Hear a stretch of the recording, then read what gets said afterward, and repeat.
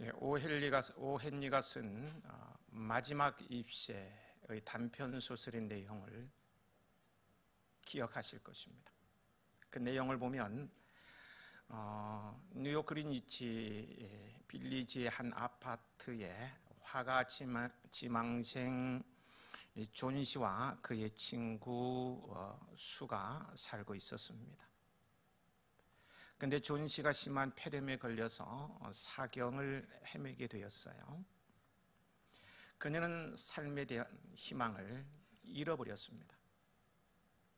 그리고 자기 친구 수에게 창문 너머로 보이는 담쟁이 덩굴 잎이 다 떨어질 때 자기의 생명도 끝날 것이라고 자기의 죽음에 대해서 말을 합니다. 근데 그녀의 밑에 층에 사는 화가인 베어먼이라는 노인이 살고 있었습니다.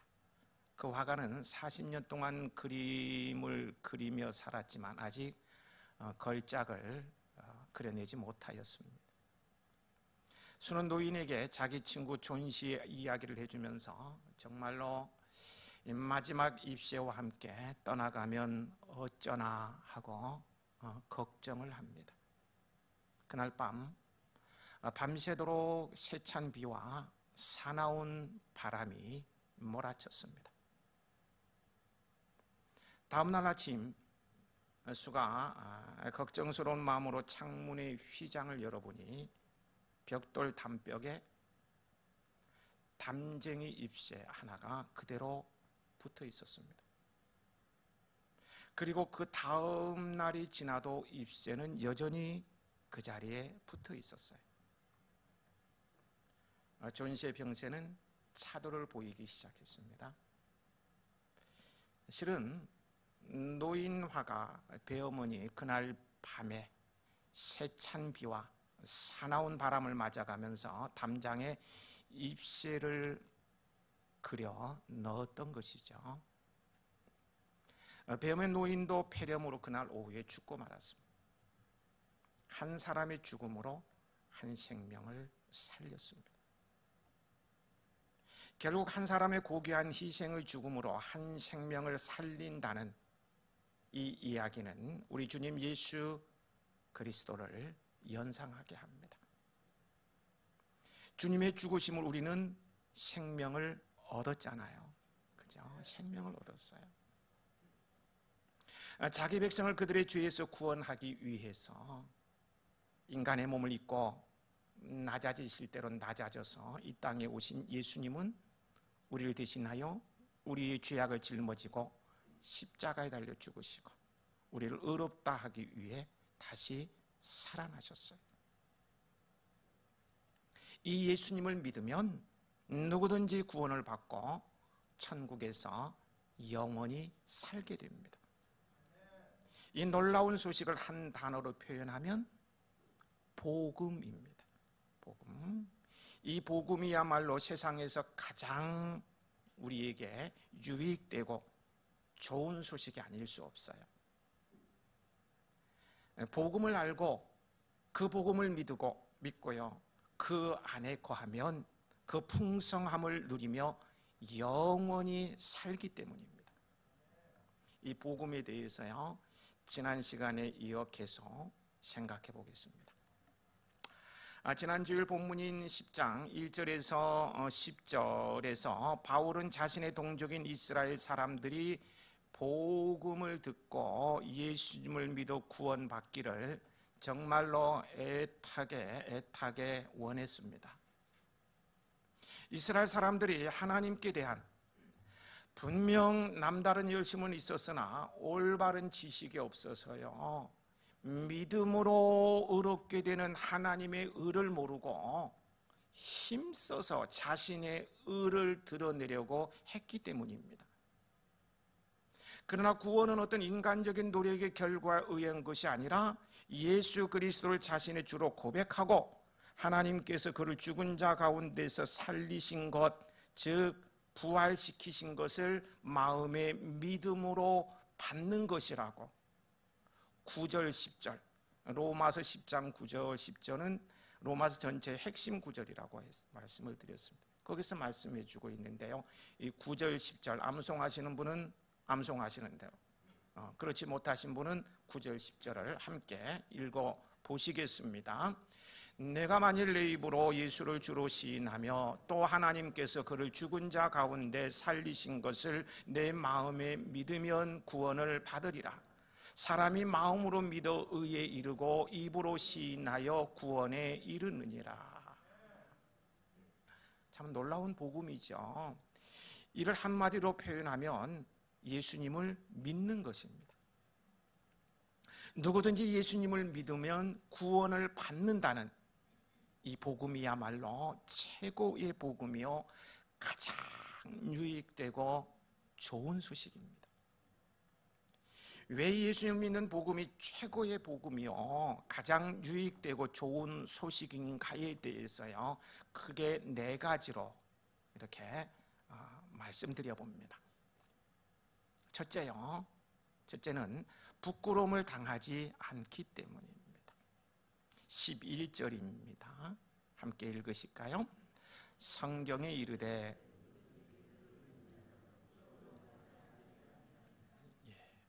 여기서 말하는 부끄러움이란 마지막 때에 하나님의 심판으로 말미암아 당하는 부끄러움을 말합니다. 왜 예수님을 믿는 성도들은 부끄러움을 당하지 않습니까? 먼저요, 예수 그리스도께서 우리가 당할 부끄러움을 십자가에서 대신 당해 주셨기에 우리는 부끄러움을 당하지 않는 거예요. 히브리서 12장 2절에 그는 그 앞에 있는 기쁨을 위하여 십자가를 참으사 부끄러움을 개의치 아니하시더니 하나님 보좌 우편에 앉으셨느니라고 했어요. 우리 주님 예수님께서는 우리가 짊어져야 할 십자가를 대신 지셔서 우리가 당해야 할 부끄러움과 저주를 대신 받아주셨기에 우리는 결코 부끄러움을 당하지 않게 되는 것입니다. 그리고요, 예수님께서 우리를 위해서 늘 간구해 주시니, 그리고 변호해 주시니 부끄러움을 당하지 않게 됩니다. 거슬러 올라가서 8장 34절에서 바울은요, 누가 정죄하리요 죽으실 뿐 아니라 다시 살아나신 이는 그리스도 예수시니 그는 하나님 우편에 계신 자요 우리를 위하여 간구하시는 자신이라고 했고요. 히브리서 7장 25절에는 그리스도께서 항상 살아계셔서 성도를 위해 간구하신다고 하였습니다. 이와 같이요, 우리가 비록 하나님 앞에 점과 흠이 많아도 영원한 중보자이신 예수 그리스도의 간구와 변호로 말미암아 부끄러움을 당하지 않게 된다는 거예요. 또한요, 예수님께서 우리를 한 가족으로 여기시니 부끄러움을 당하지 않게 됩니다. 히브리서 2장 11절에 거룩하게 하시는 이와 거룩하게 함을 입은 자들이 다 한 근원에서 난지라. 그러므로 형제라 부르시기를 부끄러워하지 아니하시고, 예수님께서 우리를 형제라 부르는 것을 부끄러워하지 아니하셨다는 거예요. 여러분, 우리는 예수님으로 말미암아 하나님의 가족이 되었습니다. 하나님, 그 하나님 아버지의 자녀들이 된 것입니다. 그러니 우리는 부끄러움을 당할 리가 없는 거예요. 자신의 가족들에게 부끄러움을 줄 어버이는요, 인간 중에도 없습니다. 자기 자식에게 부끄러움을 줄 어버이는 인간 가운데도 없어요. 하물며 하나님께서요, 자신의 자녀를 부끄러움을 당하게 하시겠습니까? 그런 일이 없죠. 사람은요, 자식이 부끄러움을 당하는 것을 원하지 않아요. 분명 그래요. 부끄러움을 당하지 않게 하려고 노력을 해요. 그럼에도 불구하고요, 사람은 마음은 원이로되 능력이 없어서요, 자식이 부끄러움을 당하는 것을 물끄러미 쳐다볼 수밖에 없는 그런 상황에 직면할 때도 있다고요. 요즘 전쟁이 한창이죠. 이 러시아 군들이 쳐들어와서 지금 뉴스에 한번 나왔던 것 같아요. 참, 그 부모가 지켜보는데 앞에서 그 어린 딸을 성폭행하는 거 돌려가면서, 야, 그것을 보는 부모는 어떨까요? 막 피가 막 거꾸로 쏟아올랐어요. 막 쏟아올랐을 거예요. 그래도 아무것도 못하는 거예요. 꼼짝 말 한마디 못하는 거예요. 대신 나를 죽여달라, 이 말도 못하는 거예요. 뻘끄러미 쳐다보면서 피는 막 거꾸로 쏟아올라도 아무 말도 못한다. 이거 인간의 한계라는 거예요.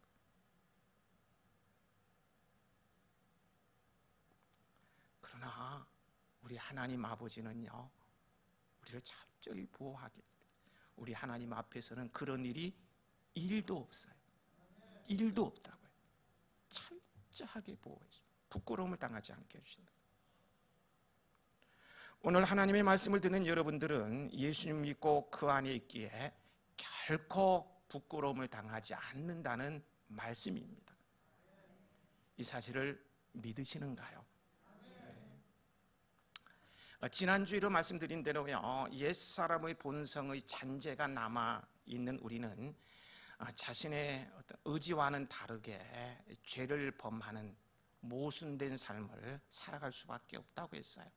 이렇게 자신의 의지와 다르게 죄를 범하는 모순된 삶을 살아가는 우리가, 그렇게 해서 죄를 범할 때요, 하나님께서는요, 우리를 그리스도 밖에 있는 자들과 똑같은 놈이라고 동일하게 취급하거나 그렇지 않습니다.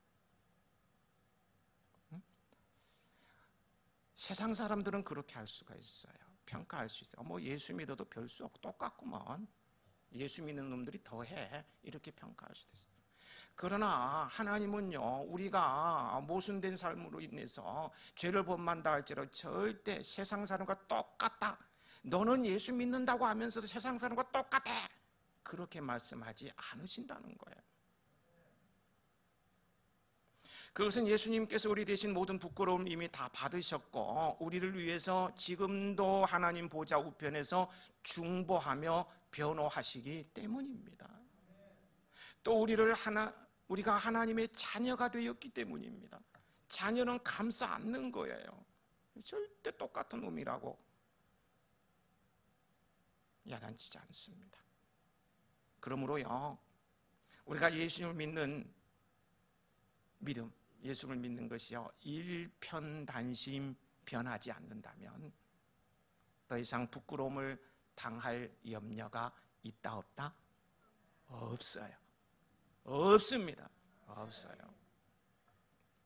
둘째로요, 구원의 복음에 차별이 없기 때문에 예수님을 믿는 복음이 최고의 복음이요, 가장 유익되고 좋은 소식입니다.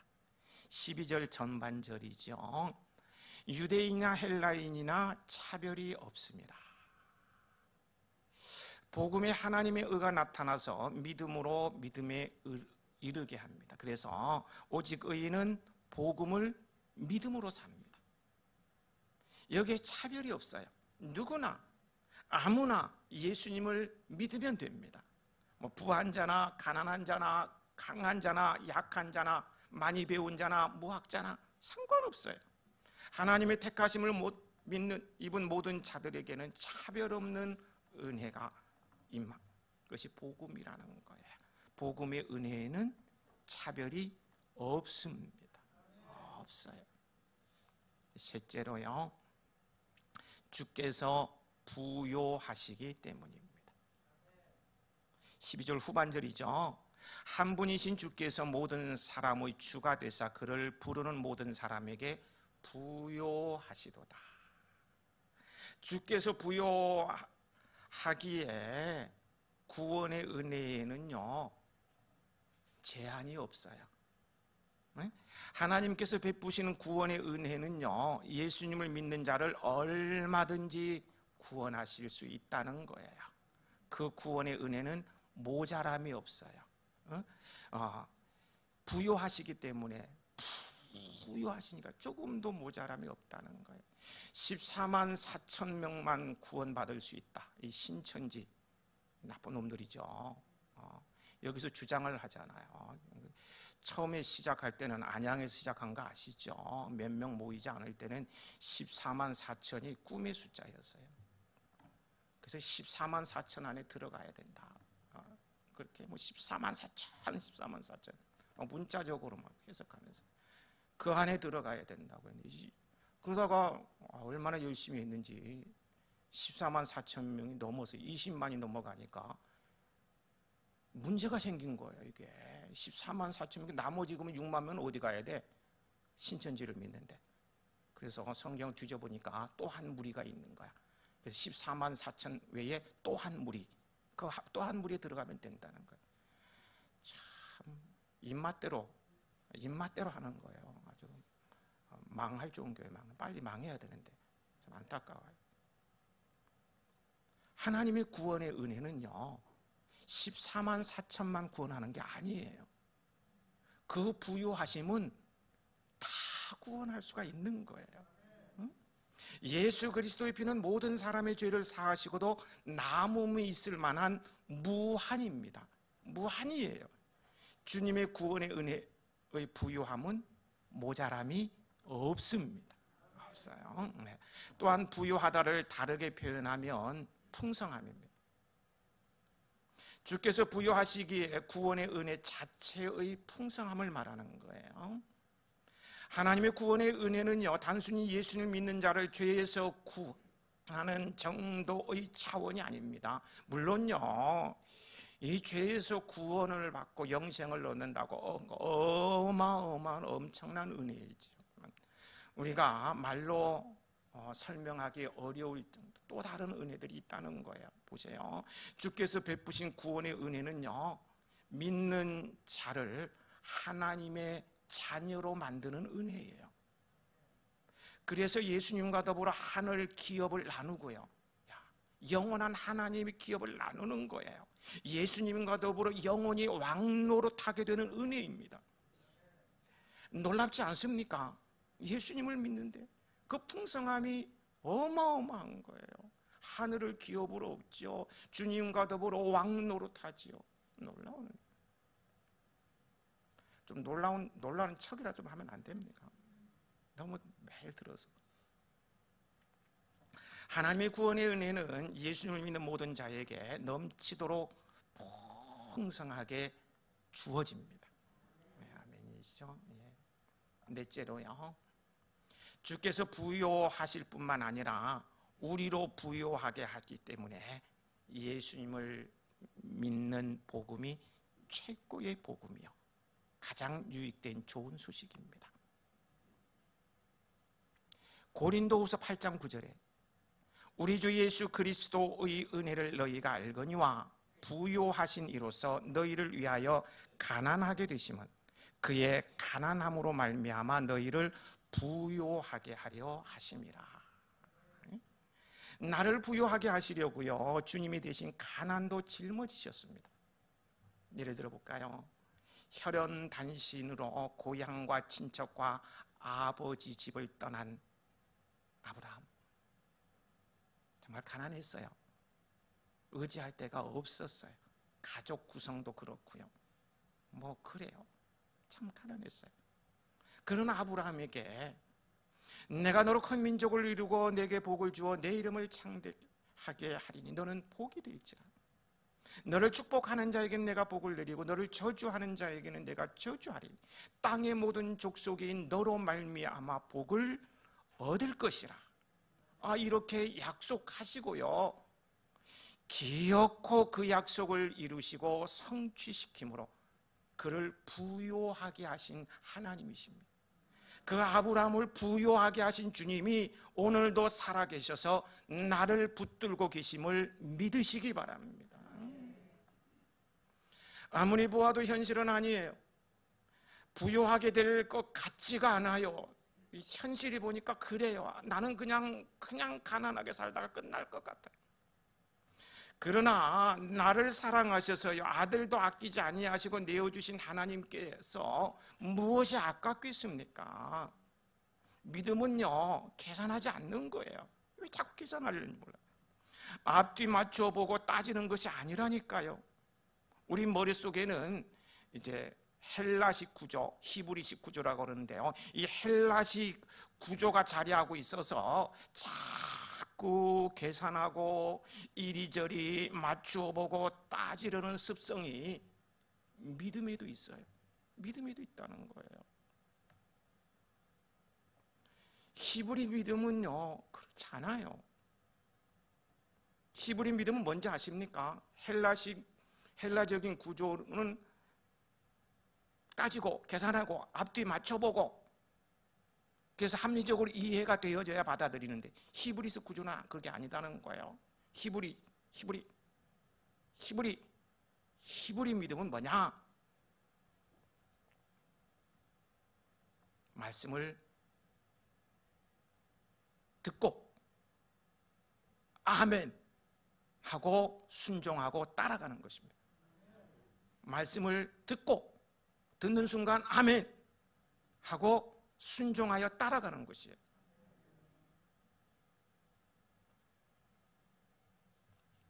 이런 믿음이 역사를 일으킵니다. 이런 믿음의 기적이 나타나는 거예요. 믿음의 사람에게는요, 우리 믿는 사람에게는요, 뭐 그 사람이 지금 가난하고 그런 거 전혀 상관이 없어요. 믿음의 사람에게는 그 앞날에 그가 다 알지 못하는 여호와 이레 말입니다. 하나님이 미리 준비하시는 은혜가 있습니다. 그게 부요예요. 부요한 은혜가 준비되어 있다는 거예요. 부요하시길 축복합니다. 지금까지요, 예수님을 믿는 복음이 왜 최고의 복음이 가장 유익하고 좋은 소식이 되는가에 대해서 크게 4가지로 말씀을 드렸습니다. 복음 안에는 생명을 살리는 것으로부터 시작했어요. 죄사함의 은총이 있죠. 자녀됨의 복이 있죠. 하늘의 상속자가 되죠. 부끄러움을 당하지 않지요. 차별이 없는 무한한 은혜가 있죠. 주님의 그 부유하심, 우리를 부유하게 하시는 능력 등등, 사람의 말로는 설명이 다 되지 않는 우리에게 유익이 되는 어마어마한 내용과 그 은혜와 능력을 담고 있습니다. 이것이 복음이에요. 복음 안에 이 모든 것들이 다 담겨져 있다는 거예요. 이 엄청난 내용을 담고 있는 복음을 이게 설명하려니까 지금 막 저 원고로 막 읽고 있잖아요. 읽다가 막 틀려서 다시 수정하느라고 막 돌아가고 막 그러는데요. 이 엄청난 은혜를 한마디로 표현하는 방법이 없을까? 응? 이 엄청난 내용을 담고 있는 복음을 한마디로 표현한다면 어떻게 표현하면 좋을까 생각하다 중에요. 제가 하나님을 표현할 때 종종 사용하는 단어인 넓을 광, 큰데, 없을무, 가장자리변, 뭐예요?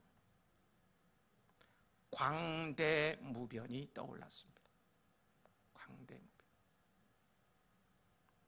광대무변이란 끝을 알 수 없을 만큼 넓고도 큰 상태를 말해요. 끝이 없어요. 가도 끝이 없어요. 아무리 생각해도 끝이 없어요. 끝이 없고 넓은 거예요. 한없이 넓고 커서 제한이 없는 것입니다. 그렇습니다. 복음이 담아내고 있는 내용과 그 은혜와 능력, 광대무변입니다. 광대무변. 그래서 복음이면 충분하다는 말이 맞는 것입니다. 복음이면 다 된다는 말이 맞을 수밖에 없는 거예요. 저는 예수님을 믿는 이 복음이 너무너무 자랑스러울 뿐만 아니라 이보다 더 저에게 감동과 어떤 감탄, 저에게 유익이 되고 아름답고 좋은 소식이 없다고, 오직 믿음, 오직 예수님이 좋아요. 오직 주님이라고 단정지어 말하면서 그렇게 살고 있습니다. 어떤 분이 지나가는, 여기 정류장인 줄 알았는데 보니까 정류장이 아니나 정류장 표시에도 오직 예수라고 적어놨습니다. 오직 예수.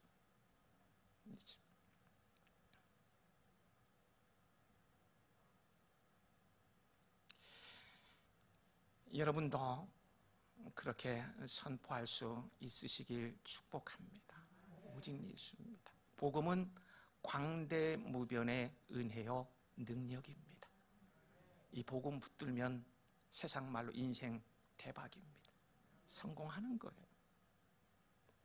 이 광대무변의 은혜요 능력인 복음을 생활화하는 훈련이 복음생활 훈련입니다.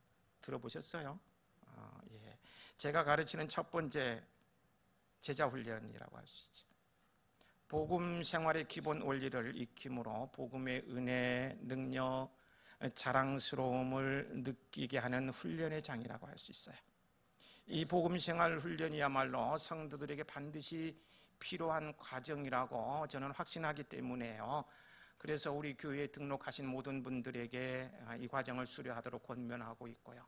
직분자, 항존직으로 나가기 위해서는 복음생활 훈련을 수료하지 않으면 자격 미달로 하고 있고요.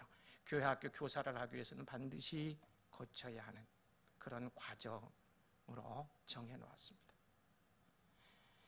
이 과정을 마치면 두 번째 단계인 심화 과정이라고 할 수 있는 제자 훈련에 들어가게 되죠. 그런데요, 그동안 이 코로나 등으로 인해서요 본의 아니게 멈추었다가 다시 시작하려니까요 꾀가 들었다 그러나 많이 망설여지는 게 사실입니다. 제자 훈련을 인도하려면은요 정말 많은 것을 포기해야 합니다. 제자 훈련에는요 여러분들이 생각하는 것 이상으로요 많은 시간과 열정을 쏟아부어야 하기 때문입니다. 제가 제자 훈련을 3시간 하고요 복음생활 훈련은 2시간을 가르칩니다. 어떤 해에는 복음생활 낮반 저녁반, 제자반 낮반 저녁반 이렇게 4강을 뛸 때 있는데요 참 무식하게 뛰었던 것 같아요. 한 강좌를 하려면 2시간을 하려면요 그것으로 끝나는 게 아니고 사전에 준비하고 끝난 다음에 과제물 검사하고 또 그분들을 위해서 기도하고 그러면요 배 이상 시간이 듭니다. 배 이상 시간이 들어요. 그러면 내 타임을 하고 나면요 개인적으로 내가 가질 시간이 하나도 없어요. 그러다 보니까 가정도 뒤로 하게 되고요 뭐 친구들 만나는 거 아예 생각지도 못하고 이 제대로 하려면 대외 활동은 엄두도 못 낼 뿐만 아니라 그 외에 뭐 자기 발전 등 다른 일을 할 수가 없어요. 만약 그거까지 하면서요 제자 훈련을 시킨다면은요 대외 활동도 하고 뭐 자기 발전을 위해서 뭐 공부도 하고 여기저기 다니고 하면서 한다면은요 제자 훈련도 부실하게 되고요 설교도 원고 없이 메모 정도만 하고 강단에 올라와서 성경 본문 읽어놓고는 엉뚱한 이야기나 자기 자랑이나 하다가 끝내버릴 공산이 큽니다. 준비할 시간이 없으니까. 그러니 많은 목회자들이요 제자 훈련에 대해서는요 섣불리 나서지 못하는 것입니다. 하다가 1, 2년 하고는 다 내려놓는 거예요. 이게 할 일이 아니구나. 그래서 제자 훈련은 어디서 시킵니까? 선교 단체에서 주로 시켜요. 그래서 제자 훈련보다는 설교에 우선순위를 두면서 자기 성장과 대외 활동을 하는 것이 성도들에게 더 유익이 되다고 생각하기 때문에 많은 분들이 제자 훈련보다는 성경, 설교에 중점을 두고 하는 것을 보게 됩니다. 상당히 일리가 있는 일이라고 생각을 합니다. 성도들은요 설교자를 찾습니다. 어느 통계에 보니까 성도들의 80%가 설교자를 원한대. 설교를 어떻게 하느냐, 잘하느냐 못하느냐. 대형 교회들 다 설교 잘하시는 분들이죠. 저는 뭐 설교를 못해서 제자 훈련은 극소수입니다. 그러니까 제자 훈련보다는 설교에 중점을 두려고 한다는 것이죠. 그런데도 저는 미련하게요 일찌감치 다른 것을 다 포기하고 제자 훈련에 올인한 것을 여러분들은 아실 것입니다. 미련하죠. 어느 날 보니까요, 오로지 교회와 성도밖에 모르는 목사라는 말들을 주변에서 하고 있더라고요. 동료들 가운데, 친구들 가운데. 어느 날 보니까 우리 교인들도 그런 말을 하대. 지금에 와서 다시 돌아보면 제자 훈련에 올인하기로 한 것이 바른 결정이었는가? 쉽게 동의가 되지 않는 부분도 있습니다. 다른 목회자들과 교류가 끊기다 보니까요, 불러주는 사람도 없고 찾아갈 곳도 마땅치 않고 말이에요. 너무너무 서글프죠. 더욱이요, 애환을 같이 하면서 훈련 영원히 함께하며 하나님의 나라와 주의 몸된 교회를 섬길 것 같은 수료생들이 늘 가운데 제 마음에 아픔을 주고 떠나간 이들을 생각하면 더욱 그러합니다. 그냥 설교자로 있는 게 낫지.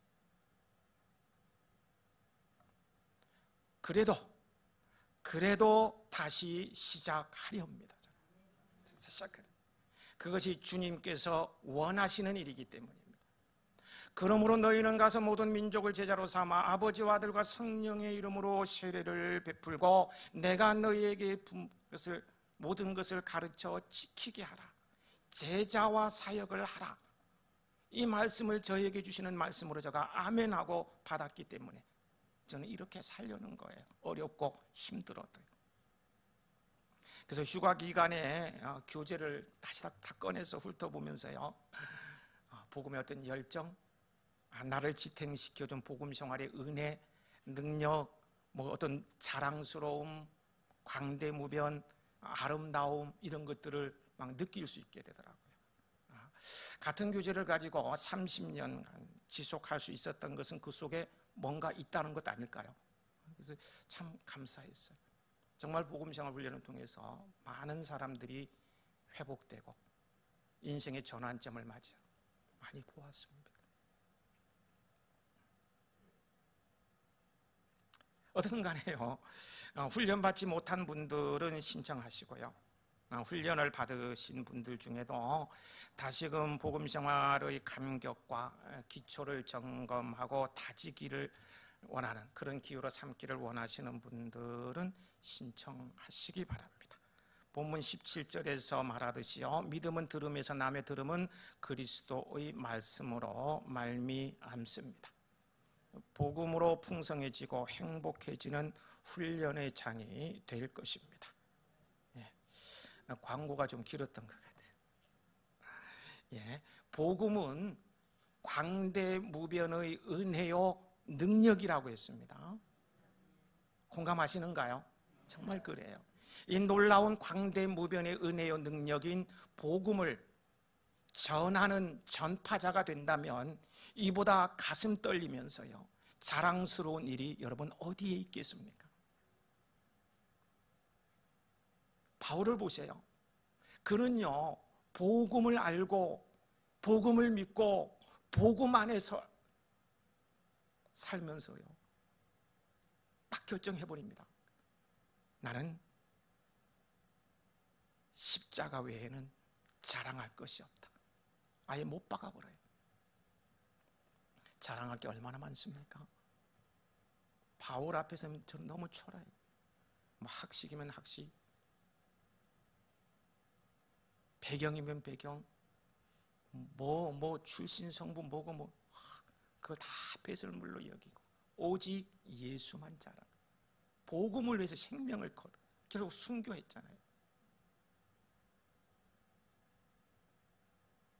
복음을 믿고 복음 안에 거하는 우리 또한 복음을 전하는데요 머뭇 비쭉비쭉 말할까 말까 비쭉비쭉 거리면서 주저할 이유가 없습니다.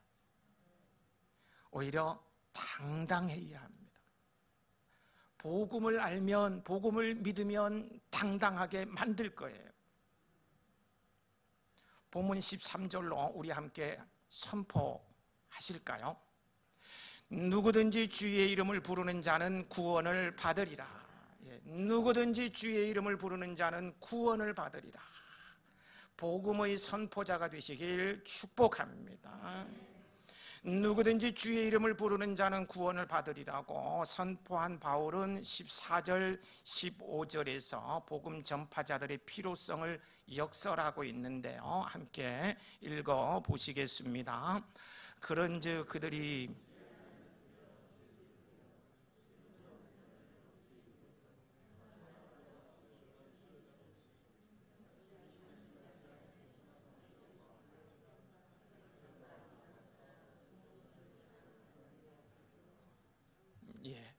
주의 이름을 부르면 믿어야 하는데 주를 전파하는 자가 없다면 듣지 못하므로 믿지 못하게 되기 때문에 반드시 전파하는 자들이 있어야 한다, 그런 말씀이죠. 그러므로 하나님의 은혜로 먼저 구원을 받은 우리 성도들에게 복음의 메신저들이 되어야 함을 강력하게 도전하고 있는 그런 말씀이기도 합니다. 복음의 전파자로 나서는 일이야말로 주께서 인정하시는 가장 영광스러운 헌신임을 거기 15절 후반절은 말해주고 있기도 해요. 15절 후반절에 아름답도다 좋은 소식을 전하는 자들의 발이여함과 같으니라는요, 이사야 52장 7절 좋은 소식을 전하며 평화를 공포함, 복된 좋은 소식을 가져오며 구원을 공포하며 시온을 향하여 이르기를 내 하나님이 통치하신다 하는 자의 산을 넘는 발이 어찌 그리 아름다운가 라는 말씀의 인용구로요, 복음을 전파하는 자들은 좋은 소식을 전하는 아름다운 발을 가진 사람들이라는 것입니다. 하나님께서 인정하는 사람입니다. 그런데 이미 우리 각 사람요, 저와 여러분은 말이에요, 예수님에 의해서 좋은 소식을 전하기 위해서 세상으로 보내심을 받은 사람들입니다. 우리 주변에 좋은 소식이 먼저 전파되어 한 사람도 좋은 소식을 전해 듣지 못한 사람이 없어야 하겠습니다. 그래서 입만 열면 예수 그리스도를 우리는 전해야 할 것입니다. 더 나아가서요, 좋은 소식이 산을 넘고 바다를 건너 전파되어지기를 바라되 우리 교회가 이 일에 앞장서는 교회가 될 수 있기를 열망합니다. 해외로 선교사를 파송하고 선교하는 그런 교회가 되자는 거예요. 그래서 빨리 코로나가 끝나면 좋겠습니다. 그래서 우리 젊은이들, 어린 아이들을 비전 트립으로 선교지에 보내고요. 제 친구는 저에게 그랬어요. 아이들 코로나 끝내면 너희 교회, 우리 교회 아이들 모아서 미국 서부에서 동부까지 한 달간 활주하자. 그러면 아이들에게 굉장히 도전이 될 것이다. 여러분, 자녀들 한 달간 미국 보내는 거예요. 무전여행 떠나는 거예요.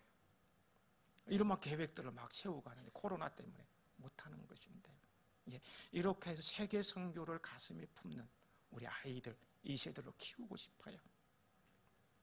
여러분 모두는 하나님 보시기에 아름다운 발을 지닌 영광스러운 성도들이 되시길 축복합니다.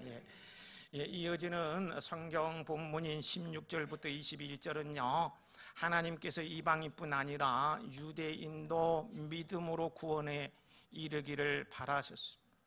그러한 복음을 그들이 들을 수 있도록 전파자를 보내주셨습니다. 그럼에도 불구하고 대부분의 이스라엘 백성들은 복음을 거부하고 그리스도를 배척하였어요. 참 안타까운 일이 아닐 수 없어요. 그래서 그들은 부끄러움을 당할 수밖에 없었습니다. 이런 그들과는 달리 복음을 듣고 주 예수를 믿는 우리 성도들은 결코 부끄러움을 당하지 않는다고 했습니다. 예수 그리스도께서 우리가 당할 부끄러움을 십자가에서 대신 당해 주셨을 뿐 아니라 지금도 우리의 중보자가 되셔서 우리를 위해 기도하시며 변호해 주시기 때문입니다. 또한 차별 없는 은혜와 사랑으로 대해 주시고요, 우리를 부요하게 하여 주시기 때문입니다. 이미 예수님께서 부요하신 자로서 우리를 위해 가난하게 되셨기에 우리들은 영적으로 부요함을 누리고 있습니다. 다만 말이에요, 디모데후서 2장 15절에, 2장 꼭 적어 놓으셔야 될 구절입니다. 디모데후서 2장 15절에 너희 진리의 말씀을 옳게 분별하며 부끄러울 것이 없는 일꾼으로 인정된 자로 자신을 하나님 앞에 드리기를 힘쓰라. 앞에 화면에 떠 있는데요. 같이 한번 읽어보실까요? 너는 진리의 말씀을 옳게 분별하며 부끄러울 것이 없는 일꾼으로 인정된 자로 자신을 하나님 앞에 드리기를 힘쓰라. 이 말씀처럼요, 진리의 말씀을 옳게 분별하며 부끄러울 것이 없는 일꾼으로, 예수님을 믿음으로 말미암아 부끄러움이 없는 일꾼으로 인정된 자로 자신을 하나님 앞에 드리기를 힘쓰면 된다는 거예요. 그러면 주님께서 다 책임져 주시겠다는 거예요. 부끄러움의 문제 때문에 고민할 게 하나도 없다는 거예요. 힘쓰면 된다는 거예요. 여기 힘쓰다는 어려움을 참아가며 꾸준하게 노력하다. 복음을 전하고 주님의 사역을 하다 보면 어려움들이 있잖아요. 그런 어려움을 참아가며 꾸준히 노력, 정성을 기울여 최선을 다하다는 뜻입니다. 복음을 들은 대로 살고 전하고 가르치는 일에 힘쓰고 힘쓰는 저가 되겠습니다. 여러분 또한 그러하시길 축복합니다. 복음은 광대무변의 은혜요 능력입니다. 아버지 하나님,